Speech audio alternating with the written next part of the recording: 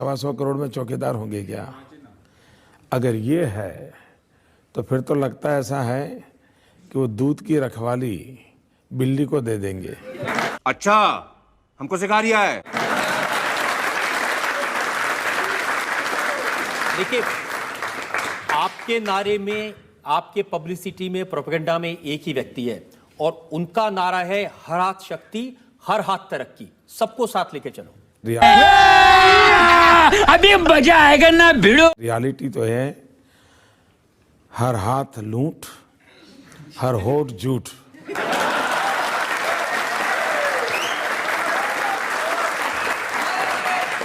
रुको जरा, सब्र करो।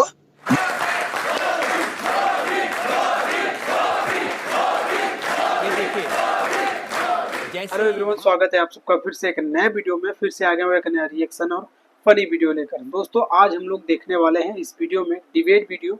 इस वीडियो में आज आप लोग को दिखाने वाला हूं मोदी जी किस तरीके से आपकी अदालत, जो रजत शर्मा का चैनल है, उस पर किस तरीके से आज वो डिबेट करते हैं और मोदी जी क्या क्या कहते हैं कांग्रेस पार्टी को भी और लोगों को, और मोदी जी किस तरीके से चाय वाले से लेकर प्रधानमंत्री तक बने, अपनी पूरी कहानी जो है इस डिबेट वीडियो में बताते हैं।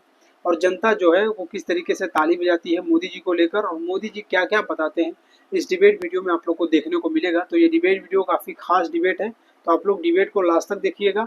और अगर आप लोग हमारे चैनल पर नए हो तो चैनल को जरूर सब्सक्राइब कर देना। इस वीडियो का लिंक आप लोग को डिस्क्रिप्शन में मिल जाएगा, तो वीडियो को पूरा वॉच कीजिएगा। चलिए इस वीडियो को देखते हैं, मोदी जी क्या कहते हैं लोगों को। 125 करोड़ में चौकीदार होंगे क्या? अगर ये है तो फिर तो लगता है ऐसा है कि वो दूध की रखवाली बिल्ली को दे देंगे। देखिए, आपके नारे में, आपके पब्लिसिटी में, प्रोपेगेंडा में एक ही व्यक्ति है और उनका नारा है हर हाथ शक्ति, हर हाथ तरक्की, सबको साथ लेके चलो। रियलिटी तो है हर हाथ लूट, हर होठ झूठ।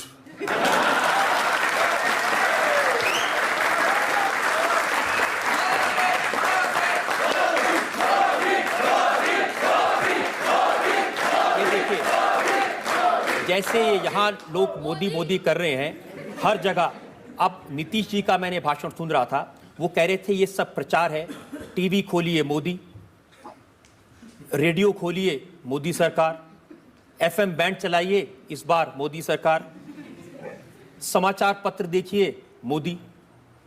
वो कह रहे हैं कि ये मोदी ने अपनी हवा क्रिएट कर दी है, कोई लहर नहीं है, ये सिर्फ अपने आप ही कहते हैं, कोई नहीं कहता। एक तो मैं खुद कभी कहता नहीं हूँ भाई, आप लोग बोल रहे थे कि मैं बोल रहा था।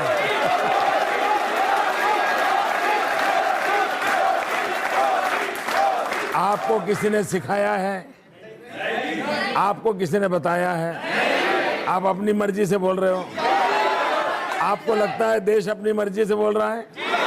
तो इसमें न मेरी सुनिए, न नीतीश कुमार की सुनिए, जनता की सुन लीजिए।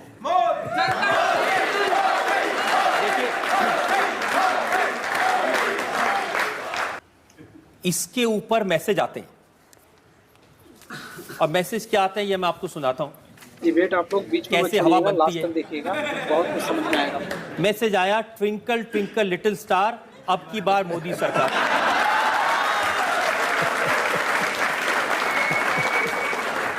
मैसेज आया, राहुल गांधी ने खाई चॉकलेट बार, अब की बार मोदी सरकार। फिर मैसेज आया, पराठों के साथ खाओ अचार, अब की बार मोदी सरकार। और फिर किसने कहा, दिल का भंवर करे पुकार, अब की बार मोदी सरकार। और फिर पॉलिटिकल भेजा किसी ने, सोनिया जी ने मनमोहन जी से कहा, अब तो अपना मौन तोड़ दो सरदार। मनमोहन जी बोल पड़े, अब की बार मोदी सरकार। और एक अभी थोड़ी देर पहले मैसेज आया है, भाइयों मत मारो चांटा बार बार, मैं भी कहता हूं।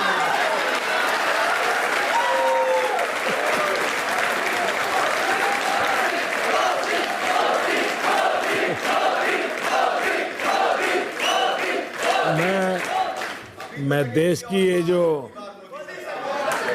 मैं ये जो देश की क्रिएटिव जनरेशन है उनका अभिनंदन करता हूं और मैं मानता हूं कि अगर ये सोशल मीडिया न होता तो देश की क्रिएटिविटी का, देश की आवाज़ का पता ही नहीं चलता। अखिलेश यादव आपकी अदालत में आए थे, उन्होंने मुझे कहा कि नरेंद्र मोदी ने ये प्रचार, ये अब की सरकार, ये सब नारा बनाने के लिए एक अमेरिकन एजेंसी को हायर किया है, उसको 1000 करोड़ रुपए दिए। एक तो ऐसा कुछ किया नहीं है, न ही ऐसी कोई कंपनी रखी है और न मैं ऐसी किसी कंपनी को मिला हूं। अब ये झूठ कई दिनों से चल रहा है। अच्छा हुआ आपने मुझे सवाल पूछ लिया ताकि मुझे सच कहने का मौका मिल गया। अगर सचमुच में 1000 करोड़ रुपए की कंपनी रखी होती तो शायद एक कंपनी वाली बात भी अखबार में नहीं छपती, क्योंकि उसकी इतनी तो ताकत होती ना कि क्या छपवाना क्या नहीं छपवाना। तो इसका मतलब ये मैं आपको कांग्रेस पार्टी के बड़े नेता आनंद शर्मा, कॉमर्स मिनिस्टर हैं, उन्होंने प्रेस कॉन्फ्रेंस की। उन्होंने कहा कि भारतीय जनता पार्टी और नरेंद्र मोदी की पब्लिसिटी पर 10,000 करोड़ रुपए खर्च किए गए। पहला काम आनंद शर्मा जी ने ये करना चाहिए, इलेक्शन कमीशन को चिट्ठी लिखनी चाहिए। दूसरा, उन्होंने एनफोर्समेंट डिपार्टमेंट होता है भारत सरकार को, उसको लिखना चाहिए कि ये 10,000 करोड़ आए कहाँ से, किसके पास आए, उसकी जांच करो। कम से कम बाकी सब कामों में उनकी सरकार विफल गई है, न उनको कुछ करने का सूझता भी नहीं है। मैं उनको आइडिया देता हूं कि कम से कम ये काम करो। उनकी अभी 30-40 दिन बाकी है, पूरी सरकारी मशीनरी लगा दो और देश के सामने कच्चा चिट्ठा खोल के रख दो। और मैं आनंद शर्मा को निमंत्रण देता हूं कि जितना हो सके उतना जल्दी करो। अच्छा, इलेक्शन कमीशन को आचार संहिता के कारण कोई रुकावट आती हो कि ऐसा कर सकते हैं, मैं इलेक्शन कमीशन को लिख करके देने को तैयार हो कि आनंद शर्मा और सोनिया जी की सरकार जितनी भी मोदी की जांच करनी है तो तत्काल कर ले, मुझे अच्छा लगेगा। लेकिन राहुल गांधी कहते हैं कि मोदी जी ऐसे आदमी हैं, ये गंजों को कंगा बेच सकते हैं। मैं चाय बेचता था, कंगे तो मैंने बेचे नहीं हैं, लेकिन मैं ये कर सकता हूं, ये इन तक पहुंच गया, ये तो मेरी सफलता है। ये मेरी सफलता है। देखिए, ये तो सच है कि 2009 में, जिसका जिक्र राहुल गांधी अपनी पब्लिक मीटिंग्स पे करते हैं, एक गुब्बारा भरा था इंडिया शाइनिंग का, बहुत हवा भर के उड़ाया, वो फूट गया। वो कह रहे हैं कि अब ये 2014 में एक नया गुब्बारा लेके आए हैं और उसमें बहुत हवा भरी है, धड़ाधड़ वो उसे कहते हैं, हवा भरते हैं। और उनका कहना है कि जब चुनाव के नतीजे आएंगे तो ये गुब्बारा भी फूटेगा। 2002 में भी जब गुजरात का चुनाव था, कांग्रेस के मित्र यही कह रहे थे। 2007 में गुजरात का चुनाव हुआ, कांग्रेस के मित्र यही कहते थे। 2012 में गुजरात का चुनाव हुआ, कांग्रेस के मित्र यही कहते थे, और गुब्बारा उनका फूट गया, देश जानता है।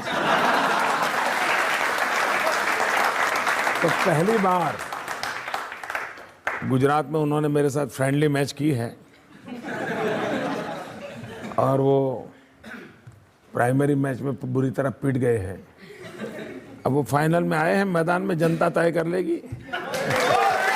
भारत के सबसे रेयर प्राणी। देखिए, सोनिया जी का कमेंट मैंने देखा, वो पब्लिक मीटिंग में कह रही थी, ये ऐसे दिखा रहे हैं कि अब तक देश में कुछ हुआ ही नहीं और नरेंद्र मोदी आकर रातों रात कुछ कर देंगे।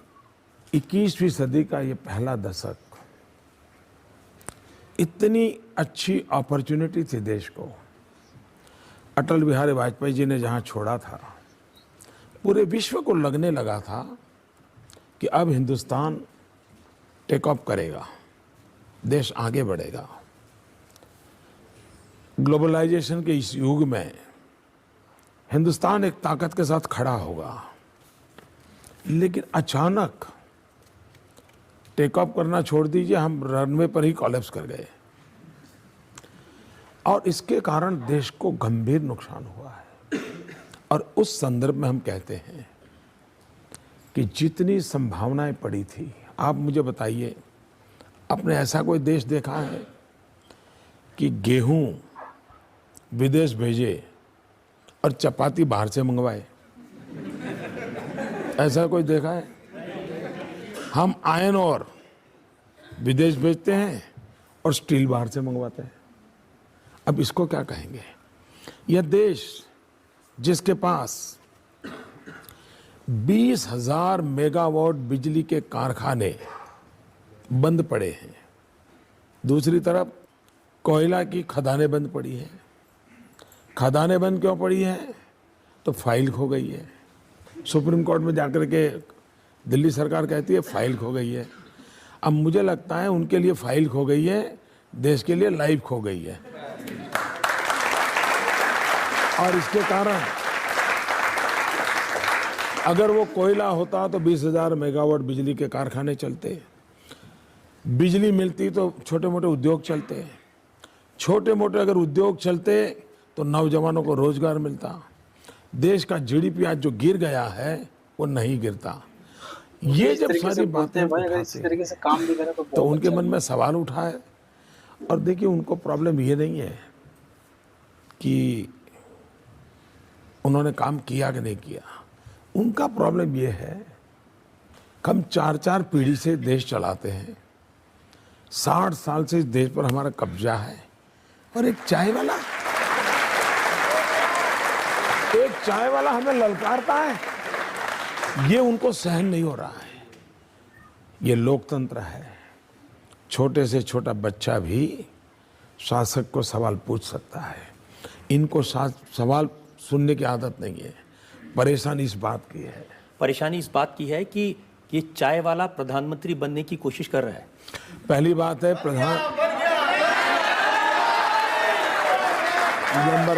नंबर 1 मेरी जिंदगी का उसूल है, और मैं आज आपकी अदालत के माध्यम से उस बात को जरूर कहना चाहूँगा। मैं वो इंसान हूँ जिसने इस मिनट तक कभी कुछ बनने का सपना नहीं देखा है, और मैं भी नौजवानों को कहता हूँ, कभी भी बनने के सपने मत देखो। अगर सपना देखना है तो कुछ करने का देखो। मैंने कभी भी बनने का सपना नहीं देखा। मैं तो कभी मेरे गांव में अगर थोड़ी पढ़ाई करने का सौभाग्य मिला होता और स्कूल का टीचर भी बन जाता तो मेरी माँ ने जरूर मिठाई बांटी होती। मैं तो उस बैकग्राउंड का हूँ।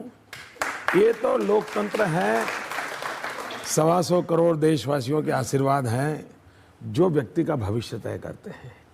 लोकतंत्र में कोई व्यक्ति अपनी डिजाइन नहीं बना सकता है, अपना भविष्य तय नहीं कर सकता है।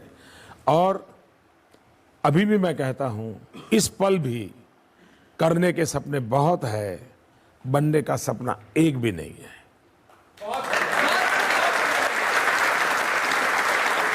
मैं आपकी इस बात से बिल्कुल सहमत हूं कि देश की जनता तय करती है कौन प्रधानमंत्री बनेगा, कौन चुनाव भी जीतेगा, और ये चुनाव के बाद जरूर तय भी हो जाएगा।